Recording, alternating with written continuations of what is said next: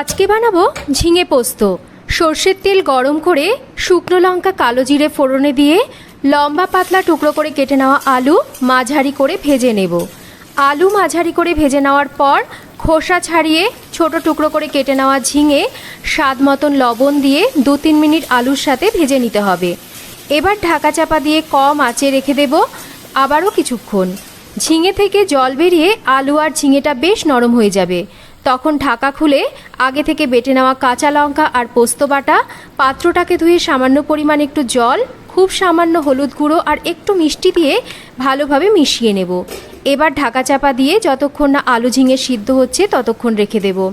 আলু ঝিঙে খুব ভালোভাবে সিদ্ধ হয়ে গেলে একটু গামাখো অবস্থায় সবশেষে একটুখানি কাঁচা সর্ষের তেল দিয়ে ভালোভাবে মিশিয়ে নিয়ে নাবিয়ে নেব ঝিঙে পোস্ত।